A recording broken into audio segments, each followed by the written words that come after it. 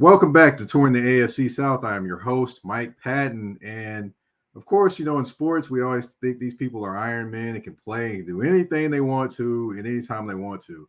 But of course, they're human like we are. they do have bumps and bruises and things like that as well. And of course, things like illnesses are there with them. One illness that people do play with, or one thing that people do play with, is diabetes.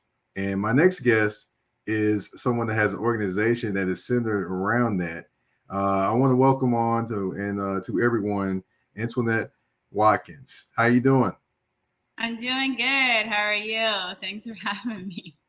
Yeah, thanks for coming on. Now, for those that aren't aware, of course, which is probably about everybody listening, I actually met you at the Black Sports Business Symposium, which was in Atlanta. Tons of people, tons of information. I want to talk about that for a minute. What were your thoughts on it when you kind of first saw it pop up? Ooh, okay. So, little tidbit. I feel like I got the sneak peek of the Black Sports Business Symposium because I actually went to one of Greg's first programs, which is HBCU Battle of the Brains. And so that's when they bring like the top 200 students in computer science and engineering to one space to do basically like a miniature hackathon. But it also helped with the NFL and being able to find more Black professionals to go into the sports business. So it was also not only just computer and science engineer students, but also students who were in business and just had interest in sports overall. So that's how I ended up going, because I'm not a business major or a computer science major at all. I am a nutrition major, and I'm in school for clinical dietetics, and I want to use it for sports nutrition. So I ended up going to the HBCU Battle of Brains for that. Did the hackathon, loved it. That was my first time staying up for 24 hours to find out basically. I stayed at 24 hours straight to create a project of some sort of mission for the NFL to create in order for them to find more Black professionals from Black universities and just in general. And I think that was something great that the NFL is doing, just to open their eyes to the lack of diversity that's within the corporate department, and just also giving Black students the space to really embellish their own personal ideas and abilities. So I learned about it at that. They gave us like a short preview of it. And it just, I knew I wanted to go from my experience at HBCU Battle of the Brains. Greg just does a really good job of putting on networking events, and that's kind of what HBCU Battle of the Brains was, in addition to the hackathon. I met so many people there. Some of the people I met at HBCU Battle of the Brains, I met at the Black Sports Business Symposium. So when I saw it out, I was like, oh yeah, like this is for real. Like he wasn't kidding. It's a real thing. And I heard about it again in, I think, April. That's when I got my invitation. And so I was excited because it was different. It was a whole different experience for it to be, and find out it being hosted by ESPN, because ESPN is all sports realms. So it's not just NFL, it's NFL, NBL, NBA. And so I was like, oh yeah, I have to go. Like I was already set on going, so I was thinking it was just the NFL, but to hear that it was being hosted by ESPN, and ESPN is such a large sports network, I was like, yeah, I'm going. Like a whole bunch of Black people in the sports business, and I'm gonna miss an opportunity. And in Atlanta, like Chocolate City, nah, I'm not missing that. Well, I would say it's probably the second Chocolate City, because the first was Washington D.C. But yeah. Hey, yeah, hey. But it is now. It's kind of like Black Hollywood, pretty much. Pretty much. I mean, I think they're Chocolate City too. That's why I said it. But yeah, I know I can't disclaim DC. I'm like 2 hours from them. I feel like DC people would beat me up if they heard me call it Atlanta Chocolate City, but they are a Chocolate City. I mean, I hear you there. Now, what are some things that you learned while you were there in terms of the experience? What are some things that you learned while you were there? Whew. Where to start? I learned that there are so many different aspects that go into putting on one game than you would ever think. Like, the fan base me, or just the basic football, basketball watcher, I would think that the guys just got on the court or got on the field. They'd say, let's roll the cameras. The coaches do their thing. They play the game. But at the Black Business Sports Symposium, I found out that there's people back there doing analytics. There's people running the TVs. There's people running like how things are going on the field. I mean, even on the basketball courts for the NBA Finals, I found out that there's a whole engineering team that creates ads to pop up on the courts. Like they're actually like on the court, and it's not even there the whole time. Like you're on TV thinking that there's an ad for Wawa or ad for whatever business that they're partnered with for this time, like just painted on the court. Whole time it's not even there. I mean, that's quite magnificent to understand that side of it from just an engineering perspective or technological perspective. Even with just the philanthropy that they do with having community service work done with the players. There's a whole separate section for that. It's just like, there's just so much to learn. Social media and all their things, like coming up with ideas. I mean, I was talking to, I forgot his name, I think it's Gerard, one of the guys from ESPN. He's like head of social media. And he said sometimes they would, be up to like 2-3 o'clock in the morning working on a social media project right before a game, just, because changes, they're up to speed with everything that's happening. Something new happens, social media's got to be the first person to say something about it before everything else flows. So it was just interesting to like hear everyone's different story and see and meet different people from every section of ESPN and every other sports network that there is. Yeah, what was even more amazing is the people that just popped up there. They're literally right there in front of you. Access to them, you can ask them questions, take pictures with them, whatever you wanted to do, and we got a lot of free game. We definitely got a lot of free game when we were down there. Yeah, so, players there, speakers there. I mean, presidents of entire teams there. You would just walk up to them, they're just normal. A friend of mine, and I don't know his name, unfortunately, but a friend of mine met the president of the LA Rams, and he just was like a little embarrassed because he walked up to him, shook his hand, and he's like, "Hey, what do you do?" He's like, "Yeah, I just manage a few people." And he said once he said that, he knew he messed up. And once they went on to the conversation, he was telling them, "Hey, I'm like the president of the LA Rams. I make sure everything's straight and this, that, and the third." So to be walking in the same vicinity as people that run major teams like that is like free game for anyone that was there. And like, if you miss the opportunity, I'm like, you better sign up next year and sign up early because you might not be able to get in. That's true. My guy, Ryan Jones, senior, actually is commenting in the touring the AFC South inbox. He said, "I had a ball on a walking boot." Yeah, he was there in a walking boot. He said he can't wait till next year. Yeah. He was definitely there in a walking boot. I definitely can attest to that. That's dedication, though. You gotta give that to him, and I bet you it was worth it. The boot was worth it. The boot, the walk, the whole shebang. It was worth it. There's just too many people. Like the day one, I was exhausted just from talking. Like even when I wanted to sit down and stop talking, just to catch my breath for a second. Not that I wasn't enjoying having a conversation with everyone, but when I got the time to sit down and stop talking, I would get tapped on the shoulder by somebody else that was listening to my conversation with somebody else and was like, "Hey, I want to connect with you for this." And, that just made me feel good to like hear somebody else wanting to have a conversation with me and be interested in what it is that I'm doing as well. Well, one thing I say that I was very, very proud to see is so many Black women there. I mean, honestly, Black women can talk sports, people. I know people that listen to my show, they've heard me go on and on about how great and powerful I think Black women are. And to see so many young Black women there getting that knowledge, getting that free game, getting there and just doing their thing and mixing it up, it was great to see because I have an 8-year-old daughter. So, I love seeing, images of Black women being great, being in their element, being successful, because that's good for her to see as she grows up. So right. That definitely was a good thing. We touched on the Black Sports Business Symposium, and that was excellent. But I don't want to take all the time there I have with you. I want to talk about your organization, the Diabetes Organization. I want to talk about that. Now, how did that come about? Ooh, so I was diagnosed with type 1 diabetes when I was 6. And this was before, Instagram and all that stuff was popular. There was Facebook, but I wasn't allowed to have Facebook. Sorry to rat you out, Mom. But I just wasn't really able to see a lot of other people that were type 1 diabetic as a child. And so I really looked forward to going to diabetes camp every summer.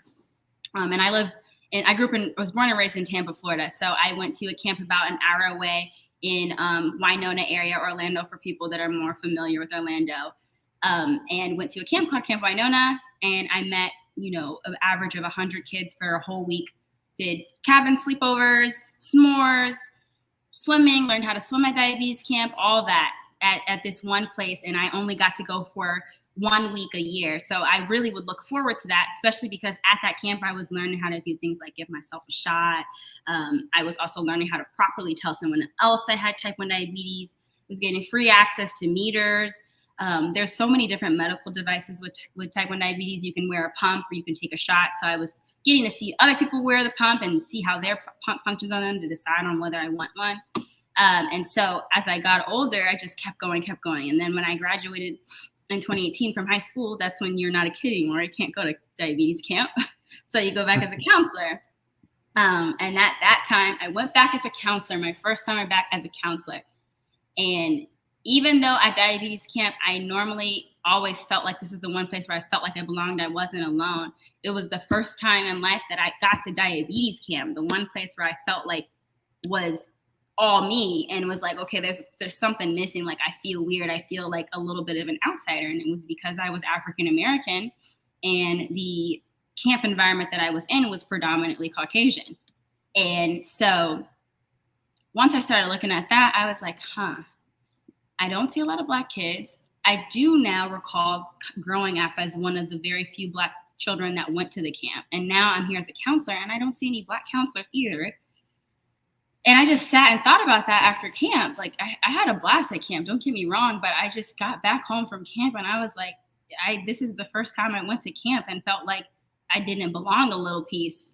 And I didn't like that. So I tried to figure out how I could fix it. And that's how I ended up coming up with this is before I came up with the name Diabetes. I came up with just raising scholarships for kids to go to diabetes camp. So I was like, okay, we need to get more kids of minority in the camps. And then, I sat on that for a year, went to college, was trying to think of how I was going to raise money for scholarships. I previously danced, so I was in the dance program and trying to do maybe like a dance fundraiser. And I ended up changing my major to nutrition and came home.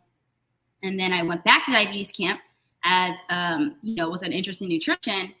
And I was like noticing that I needed clinical hours. So I was at diabetes camp and talking to other people who were there as counselors for my second time, and they were getting clinical hours. And I was like, okay, y'all are getting clinical hours. Like, how did you even know you could get clinical hours here? And they were like, our universities told us. And I'm like, okay, so my university did not tell me that I could get my clinical hours at diabetes camp. And I already did a whole year here. So technically I already have over 100 clinical hours. And now I'm at camp and you're telling me somebody's about to sign a paper for you. The director of the camp's about to sign the paper for you and tell you that you did over 100 clinical hours. And that's going to help you get into medical school or help you in your profession. And I didn't know about this. So I was like, okay, let me do my research. Did some research, found out that not a lot of HBCUs or HSIs know about diabetes camp or have partnerships with diabetes camp. And so then I came up with that, saving problem of creating scholarships and trying to build a liaison between colleges and universities with the diabetes camps. And then I just like being pretty. And I that's also a time when the word baddie just was going and popping off. And I was just like, you know what, I'm about to take the word baddie and make it my own. And I made it Diabetes. And I asked my friends, I was like, what do you think about Diabetes? Like, I feel like I'm a baddie. If I just say I'm a Diabetes, like that just explains me in one word. And they were like, that's cool. Like, we're rocking with it. And then I came up with Diabetes, press post on Instagram, wouldn't do the work to establish it as a real organization. Did the paperwork, which was a long, lengthy process, became a 501c3, and now I'm on my way. Wow. Definitely a long winding story to get to where you are now with diabetes, and definitely something that's needed, especially in the Black community. I mean, just to throw a little stat out there for you, it's not type 1 diabetes, but in the U.S., Black adults are 2 times as likely to develop type 2 diabetes as white people. So, and actually, unfortunately, the statistics don't show, and that's just due to lack of marketing, and that's a whole nother side of medical racism and segregation that we could talk about. But there are a lot more people with type 1 diabetes that are African American than people know. But unfortunately, people that are African American, they don't talk about being type 1 diabetic, especially because they've already gotten the stigma of being type 2. And you know how people talk about type 2? Like, you ate too much and now here you are. When that's not the case with type 1 diabetes. It's really your body broke down, your pancreas broke down, doesn't secrete insulin anymore. So that's why also diabetes, instead of us kind of pushing the cause in a sense of feel bad for us, I push the cause in a sense of celebrate us, because we need to be celebrated. And I want people to be more comfortable about coming out with their disease so that other larger organizations that do the research and make sure that we're taken care of can do their part in every single community and not just the communities that present themselves. Definitely. I definitely hear that. I definitely hear that. Now, what is, you kind of went to what your mission is and, things like that. But can you kind of break down a little bit what the difference is between kind of type 2 and type 1 diabetes? Because for those that aren't aware. So type 2 is hereditary, and it also can just come from poor eating, or just not I don't want to say poor eating, because the nutritionist in me kind of bugs off with that. I just really think it's improper instruction or guidance of how you should eat. And so because you're not informed, you don't make the right decisions. And so sometimes, we end up having type 2 diabetes, where type 1, your body actually breaks down. That's why a lot of people who are older than juvenile, which is like over the age of 18, are getting diagnosed with type 1 diabetes, because especially after the pandemic, it's like a traumatic response sometimes can trigger type 1 diabetes in the body if the pancreas is already weak. And so when your pancreas breaks down, it doesn't give you insulin. Like when you eat, you put something in your food, let's say you want to eat a bag of chips right now. You eat the bag of chips, your pancreas goes to work, it's doing its thing. It breaks down those carbs, it breaks down those sugars, secretes insulin, your body's fine. My body, I eat a bag of chips, my pancreas is chilling. It's back there. It's like, okay, I already said I was done when you turned 6, so figure it out from here. And so then that's when I have to take insulin and count my carbs, take insulin for the amount of carbs that I just ate so that my body can regulate on its own. So I'm basically manually acting as an organ. I'm creating insulin. I'm taking insulin that I receive, putting it in my body, calculating it to make sure that it doesn't get too much or not enough, just to keep my blood sugars in a level. Gotcha. Excellent breakdown there. Now, of course, we did talk about the Black Sports Business Symposium. We did talk about your organization, diabetics, and trying to get more awareness out, of course, in communities of color. Of course, we wouldn't be a football show without talking just a little bit of football. Now, I'll say this. There are some athletes in football that are diabetic. Yeah. Now, I'm going to give them a couple. I'm going to give them one, but you more than likely that you may have more. But one that everyone probably knows, or a lot of people know, in terms of just an athlete that has diabetes that plays in the NFL, is Mark Andrews. Plays for the Ravens, tight end. He's a more well-known guy that because he's one of the best tight ends. I mean, you can't really, skip over it. Right.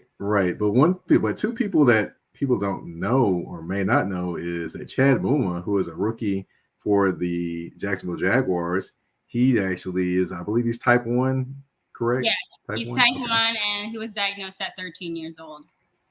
And another diabetic in NFL, I'm sorry, I was about to say NBA, but anyway, in the NFL is Patrick Peterson. Now, I'm not sure if he's type 1 or type 2, but I'm pretty sure a lot of people know that he was one of the best corners at one point in time in the NFL. So I'm pretty sure that surprised a lot of people to hear that, yes, Patrick Peterson plays as well as ever, did his thing. Hey, he didn't let, like you said, celebrate being able to do whatever you can with, while being diabetic. It's not a hindrance. It's just something that's there, something that you have. It's not a hindrance at all. Right. Yeah, right. That's really what's needed. Right. I mean, I'm definitely, of course, we want to talk about one particular gentleman that I believe when we were talking, you brought up his name, and he actually is in Nashville and plays for the Tennessee Titans. That would be Mr. Derrick Henry, that mammoth of a man running the football. He's not diabetic, but he's definitely got some skills. Like I call him a one-hander. Like that man, you watch his highlights, just a little push and you're gone. You're flying across the field. Not across the field, but like you're gonna fly. I mean, to have that much force in the palm of your hand, I'm scared of him. Seriously. I'm not even trying to play with him for real. Like I bet you other teams, and they're like, we're about to play the Titans, especially because he's also putting the Tennessee Titans on the map. So, like, a one-hander, best in the league, right? Am I correct? I believe it. Some people are trying to argue that, and I think that's fueling him because of they're kind of arguing it because of the injury last year. But they're it's kind of fueling him. I was at the press conference. I was at Titans minicamp a couple weeks ago. Okay. And actually, he actually got to speak at the mic, and of course, they kept asking him about his foot, and eventually he said, "The foot's good. The foot's good." And I was like, "Yeah, he's tired of hearing about his foot." Yeah. He's like, "Why y'all praying on my downfall? I'm straight." He's good. Good. He needs his foot, but it's his hand you need to be worried about. The hand is not going to fall out the way. Yeah, Josh Norman and let's see, Josh Norman got one of those stiff arms, and let's see who else got another one of those. That would be Earl Thomas, who got spinned around like a top from the Baltimore Ravens one time. So I saw that. I did see that one. So of course, you know who Derrick Henry is, and I'll say this: I've seen him in person. That is a big man. He's big as the defensive lineman. And it's just unreal to see a guy that big that can run that fast. He's like, okay, let's go from a nutritionist perspective now. Whatever he's eating, whatever nutritional plan he's on, he's taken in over 100 grams of protein a day at minimum. Like just to keep up all that muscle mass, and just because protein is very important in recovery for athletes. I mean, I could be wrong, and his nutritionist, if she or he hears this, they can correct me. But I know he's taken in a lot of protein and just a lot of healthy carbs, more so than the ones that are going to slow him down, like chips or something, like more so bread, but like grains and beans that are still, even though they're protein, they still have carbs in them, which a lot of people don't know. Like a spoonful of beans has at least 20 grams of carbs in it. But these are good carbs that they digest in a different way. And I'm sure he's eating a lot of fiber, a little bit. Like to remain that big and be that fast, his diet's got to be creme de la creme. So, I mean, I'm just amazed at him overall of just his size, the force that comes from his one hand, no matter the side, and then his ability to run that fast and be that big. I mean, any athlete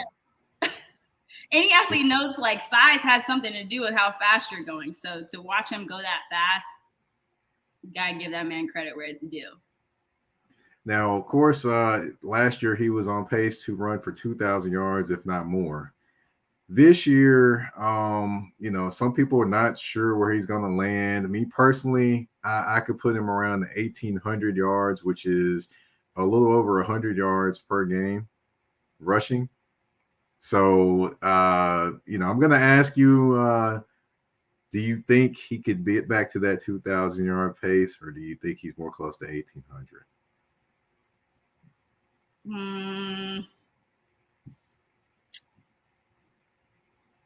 It's all about his recovery process, honestly.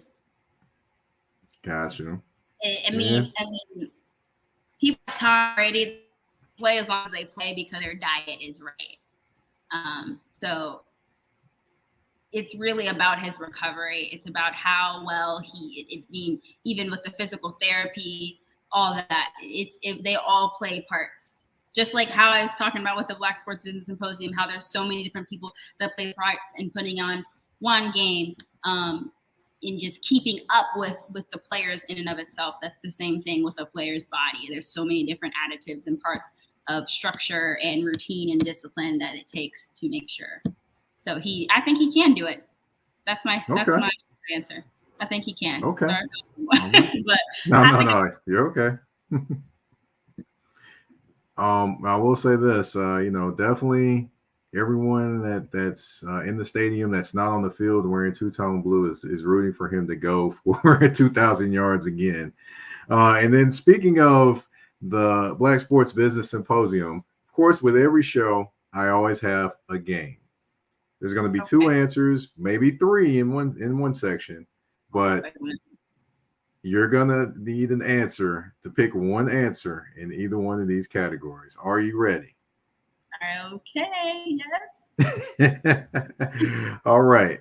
Now we've got Jemele Hill or Deion Sanders. Which one was more captivating for you to listen to?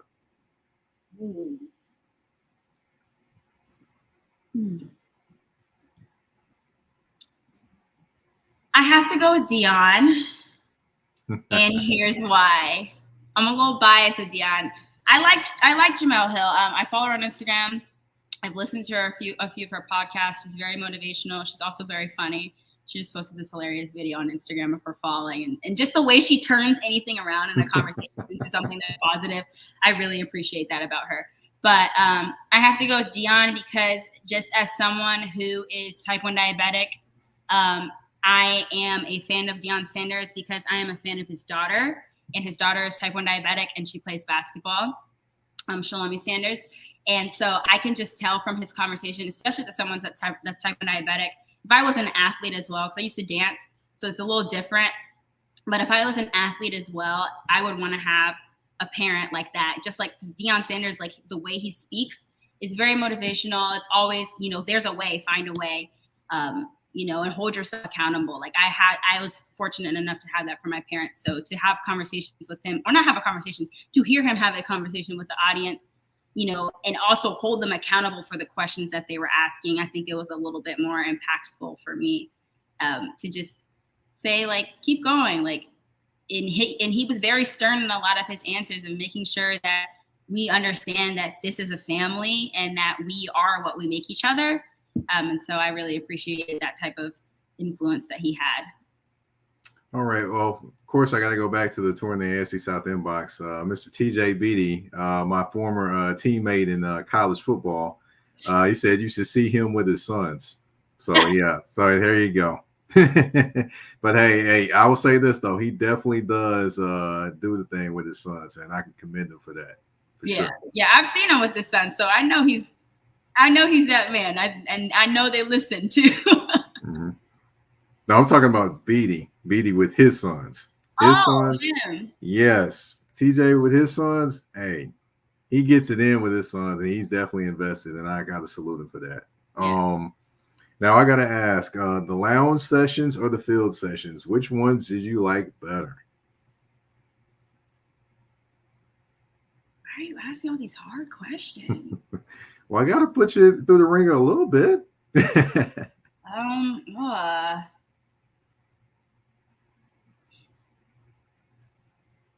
This is really hard because the lounge sessions were more personal, but the field sessions were more, I feel like, I don't want to say they were more impactful because both are impactful. It's just like, I think they had more people that had a larger audience speaking in the fields. And it was also larger companies and corporations, like Adidas was up there. So Where did I make the most connections? That's where we're going to have to dive this one down. Making you think a little bit, huh? I gotta say the field, because even when people were up there talking, it was other people in the back that were coming from the lounge and like just enjoying what's going on in the field from there. And so I was hopping back and forth between listening to what was going on the field, having a conversation with people on the field. Even on the first day, like so much was happening on the field. So I gotta give it to the field. I'm sorry. All right, I got another one for you. Eric Thomas or the field? There's everyone else that spoke. Eric Thomas. I knew you were gonna say Eric Thomas. I knew it.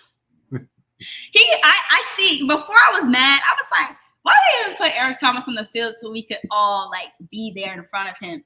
But Eric Thomas, like, even if the space, like even if he was on the field, the conversation still would have been extremely personal. But for him to be inside that room where we're all just huddled around him, I mean, because people were just packed at the door, like the inside was packed. He was sitting at the back, or not in the back, but kind of like the middle-ish. Everybody's crowded around him. People are crowding out the door. I mean, I wasn't even all the way in the room. I was at the back of the room, like right at the door, and I could still feel the energy coming from his voice. So I got to give it to Eric Thomas. He also said a lot of good information and gave a lot of great quotes that really stuck with me, especially about just sticking to your ways and your dreams. He brought up an example about Chick-fil-A and how the type of influence and the type of or not exposure, that's the wrong word, type of influence and some other word, but he was just basically talking about how Chick-fil-A is able to take what they said they want to do and what they believe in and still get you to follow it, whether you agree with it or not. And it wasn't him really talking about Chick-fil-A in a positive or negative light. He was just using that as an example of what you should do with you in your life. And, you know, if you have a dream, go for it, regardless of what people say. Mm-hmm. You know, because if it's really meant to be, and if it's really part of your purpose, the right people will flow with it. And I really appreciated that from him, because I needed that for myself. I hear you. Yeah, he from what I heard, he had people ready to run through brick walls. Now I'll say this too. There was some food there, people. There was some food there, and we definitely enjoyed it. So the lounge food or the field food? Field food. Yeah, the field food was killing, and I can't even front it was. I mean, I was out there like, oh, this for real? This me? Okay, cool. Let me come back real quick and get another plate. They did really good. There was in the nutritionist in me was happy. There were gluten-free options there, vegan options there for people. So the field food did good. Mac and cheese was bomb. Mm-hmm. I know everybody was raving about that mac and cheese. I'm pescatarian, so I was mad I didn't get the salmon. You know, like they hide the seafood at the cookout for a reason, because it's for the people that need to eat, but they know everybody wants it. So they put that salmon on the field and it was gone. And they only had it for one day. But still, I know it was there. So I was happy. There you go. Now, speaking of one day, I need you to pick one day that you felt you enjoyed the most. Thursday, Friday, or Saturday? Thursday. At the Black Sports Business Symposium. Day one. Thursday. Yeah, Thursday was fun. I mean, Thursday, I was dead tired at the end of that. Thursday was so much fun. I feel like just everyone was just excited to be there. And yes. It was also like, I think for both sides, like, I can't really speak for a corporate or sports industry, corporate professional on what they thought, but I could just assume that they got there and they're like, dang, I didn't know this many students or, you know, young professionals were going to be here. And then for the young professionals and adults and students that were there, I think they were just like, dang, I didn't know like this many people were going to be there, and this many people from all these different outlets of corporate sports industry were there to have access to that. I mean, that's what was going on in my mind. And that's what I said. That's why I said you met so many different people. I was meeting graphic designers for the Broncos. I met a graphic designer for the Chicago Bulls, like people that I never would see or notice on the street. So day one was a blessing in disguise for me.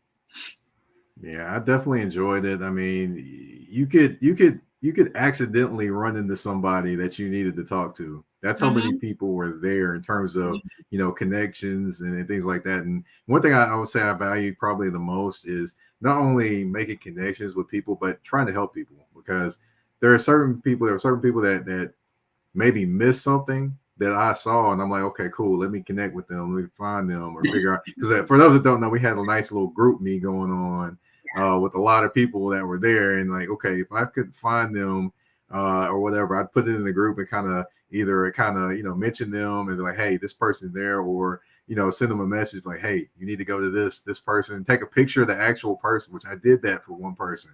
I took a picture of the person and the table, and I'm like, hey, isn't this what you were talking about you wanted to do? You need to go meet this person, talk to her, get your resume, something. So, I mean, I probably got the most pleasure out of doing those things, as well as, making connections for myself, obviously. But right. It was a blast. I mean, it was like, and that, I know I'm not really supposed to ask you questions, but just like my question for you to kind of see if what I'm thinking in my head is right. Like, how did you feel just comfortably being able to share another opportunity with someone else? Like, you don't even know them, but you met them today, built a connection just having a conversation with them. And now if you see somebody else that you know they need to connect with, you're like, hey, you need to connect with this person. I found them. I don't need them, but you could use them here. Honestly, that's been a part of me since I was a kid. So, okay. or more so, I would say more so as I got older, in terms of not a kid, but kind of as you grew up a little more. But that's just been a part of me since then. If I see something else with somebody that's not for me, why not allow them to, be great and help them get to their greatness and things like that. Because that's my mom always told me, it's like, yeah, he'd give the shirt off his back for somebody. He just would. So that's just how I've been, or who I've been, and because why hang on to the blessing for me if it's not for me? Give that blessing to somebody else, because we all can win. That's what people got to understand. We all can win. There's enough seats at the table for everybody. And that's kind of something I adored having in that environment, because I haven't always had that experience with other individuals that I worked with or colleagues I had. I'm that way. I don't really believe in competition, because I'm like, why would I compete with you when I can work with you? Like, what's the point? We can just do better together than separate. But I haven't always had that experience just within the business world. So to go to the Black Business Sports Symposium and get that type of the very environment that I craved, it was so cool for me. I loved it. I loved every bit of it. There's so many different aspects of that event I could talk about. Well, I can tell you this: I'm competitive, but I'm competitive up to an extent. I'm not going to, disparage anybody for the spirit of competitiveness. That's just me and who I am. But of course, before we get out of the show, I want to give you the opportunity to talk about your organization. I know you're taking you're getting donations, and you have a particular event coming up as well. I'm going to scroll something across the bottom of the screen for those that are watching. For those that are listening, I'm going to put the information in the description of the show as well. But the floor is yours to go ahead and talk about what all you would like to talk about. Thank you. So the Diabetic organization is throwing a basketball tournament. It's called Hoops for Shots. It's going to be at Broad Rock Park in Richmond, Virginia on July 23rd from 12 p.m. to 6 p.m. So what we're doing is we're inviting everybody, moms, dads, basketball players with type 1 diabetes, basketball players without type 1 diabetes, college basketball players. If you play street ball, come. They're registering to play. Each player is $35 to $45, depending on whether you're a student or not. And you register to play, you get a jersey, you're playing. All the money that you paid to play goes right back to a scholarship for a child with type 1 diabetes to attend the Chris Dudley Foundation's basketball camp for children with type 1 diabetes in Oregon. Shout out to the Chris Dudley Foundation. I have the pleasure of interning with them this summer. So I will be present at the diabetes camp in Oregon in the beginning of August to work with the kids and see all the basketball camping that's going on, and also see the diabetes camp, just culture in a sports way, which I haven't seen before. So I'm excited to have that experience. But the Hoops for Shots tournament is going to have DJs, vendors, basketball players, singers. Like, we're having Amira Zaki, who's from American Song Contest. She represented DC and Nova, Virginia area. So she represented them on American Song Contest. She's going to be singing our national anthem. I'm just excited to have all these cool people out that are not secluded to the diabetes community. They're large in their own communities, and to invite them to come out and support diabetes, whether you know what diabetes is or not. I mean, you're doing a shot contest and you get to win a prize, and then you get to win a prize and support someone with type 1 diabetes on top of that. Like, you get to go home king, for real, or queen, whichever one you are. Like, you played basketball for a good cause, and you possibly may have won the game or won the shot contest and went home with the prize. I mean, it can't get any better than that in my eyes. That's right. That's right. So for those that are listening, and you just heard, it's July 23rd, correct? Yes, July 23rd, Hoops for Shots basketball tournament, 12 to 6 p.m., Broad Rock Park, Richmond, Virginia. Richmond, Virginia, and I got somebody I need to connect you with. By the way, we'll talk about that after the recording. But it's just www.diabaddie.org to donate. That's www.diabaddie.org. That's www.diabaddie.org. Go there, diabaddie.org to donate. I want to thank you again for coming on. This is Antoinette Watkins. Thank everyone for listening. Thank everyone for watching. You've been tuned in to Touring the AFC South with your host, Mike Patton. We're out.